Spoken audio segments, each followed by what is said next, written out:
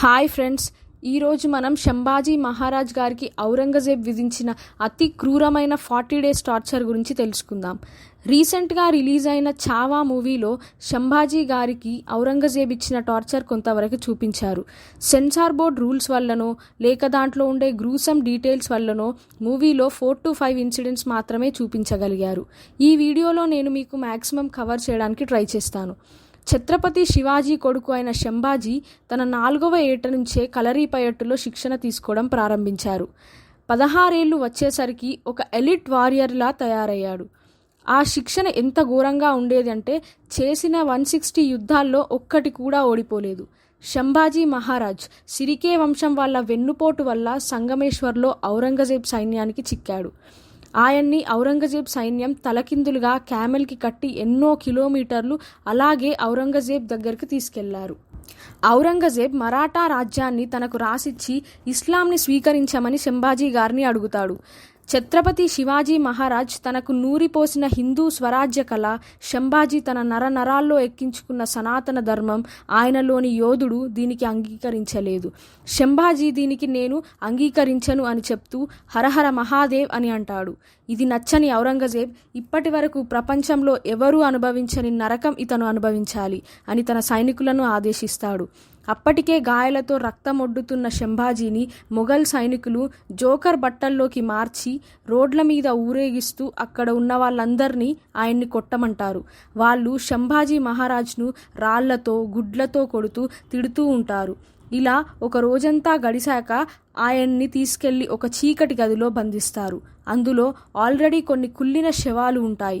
మొఘల్ సైనికులు శంభాజీకి అన్నం నీరు ఇవ్వకుండా మొలలు ఉన్న కొరడాతో రోజూ కొడుతూ ఉండేవారు. ఇలా 5 రోజులు గడిచాయి. ఆల్రెడీ ఉన్న గాయాల మీద ఎంత కొట్టినా శంభాజీ మహారాజ్ ఒక చిన్న శబ్దం కూడా చేయలేదు. తనతో బందీలుగా ఉన్న సహచరులను, సైనికులను ఔరంగజేబ్ శంభాజీ ముందే చంపించాడు.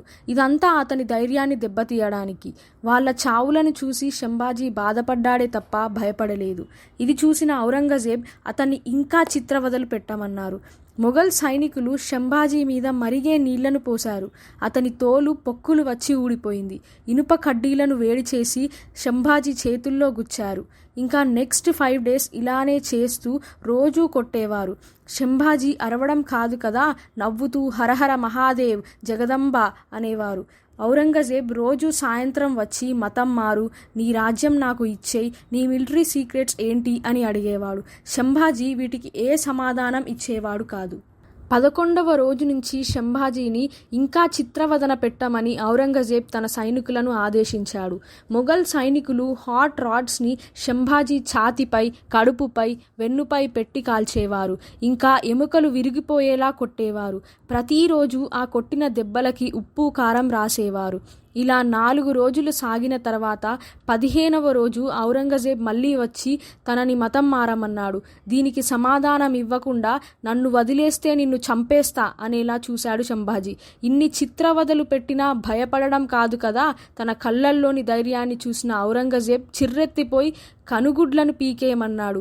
శంభాజీ ఆ సైనికులు తన కళ్ళను గుచ్చుతున్నా అలానే చూస్తూ ఉండిపోయాడు తప్ప బెదరలేదు. ఇదంతా ఔరంగజేబ్ శంభాజీ ధైర్యం కోల్పోయి అడిగినవి చెప్తాడు అనుకొని చేశాడు. ఔరంగజేబ్ పిచ్చి ఆలోచన కాకపోతే తన 16వ ఏటనే వట్టి చేతులతో సింహాన్ని చంపినవాడు ధైర్యాన్ని కోల్పోతాడా? మా వీడియో గనక మీకు నచ్చినట్టయితే ఛానల్ని సబ్స్క్రైబ్ చేయండి అండ్ ఈ వీడియోని లైక్ చేయండి. నెక్స్ట్ 5 డేస్ మొఘల్ సైనికులు శంభాజీ మహారాజ్ గారిని ఇంకా ఘోరమైన టార్చర్ చేశారు. ఔరంగజేబ్ అడిగిన వాటిని ఒప్పుకోమని రోజు ఇష్టం వచ్చినట్టు కొడుతూ తన చేతి గోర్లను పీకడం, కాలి గోర్లను పీకడం వంటివి చేశారు. శంభాజీ తోలుపై ఇష్టం వచ్చినట్టు ఘాట్లు పెడుతూ ఉండేవారు. ఇంత చేసినా అతను ఒక్క మాట కూడా మాట్లాడకపోయేసరికి చిర్రెత్తుకొచ్చిన సైనికులు శంభాజీ చేతి వేళ్లను నరకడం ప్రారంభించారు.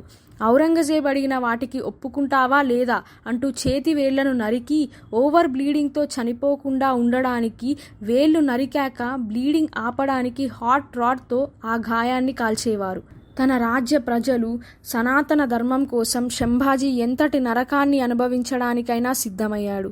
ఔరంగజేబ్ మళ్ళీ వచ్చి, నేను అడిగిన వాటికి ఒప్పుకుంటావా లేదా నీ శరీరంలోని ఒక్కొక్క భాగాన్ని నరికేయమంటావా అని అంటాడు. శంభాజీ, ఏరా నన్ను భయపెట్టాలని చూస్తున్నావా అని గట్టిగా అరుస్తూ ఔరంగజేబ్ మొహాన ఉమ్మి వేస్తాడు. దీంతో ఔరంగజేబ్ ప్రపంచంలో ఇప్పటి వరకు ఏ రాజు అనుభవించని బాధ ఇతడు అనుభవించాలి అని అతని సైనికులకు ఆదేశిస్తాడు. 21వ రోజు నుంచి మొఘల్ సైనికులు శంభాజీని ఘోరమైన చిత్రవదనలకు గురిచేశారు.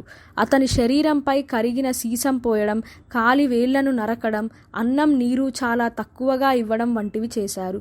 ఔరంగజేబ్ మీద ఉమ్మి వేసినందుకు అతని సైనికులు శంభాజీ నాలుక కొసను కట్ చేశారు.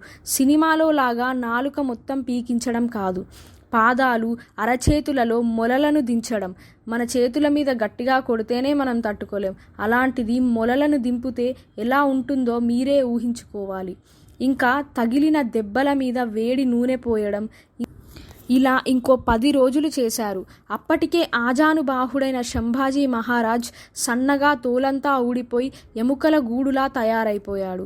ఎంత చేసినా మన ధర్మవీరుడు ఏనాడు లొంగడం కాదు కదా, నన్ను వదిలేయండి, కొట్టకండి అని కూడా అడగలేదు. ఈ 10 రోజులు ఔరంగజేబ్ ప్రతిరోజు వచ్చి, నువ్వు మతం మార్చుకొని నీ రాజ్యాన్ని నాకు ఇచ్చేసి లొంగిపో, లేదంటే నీ కుటుంబంలో అందరినీ చంపేస్తాను అని బెదిరించేవాడు. మరాఠా ప్రజల కోసం, దేశ ప్రజల కోసం శంభాజీ మహారాజ్ గారు దేనికి ఒప్పుకోలేదు.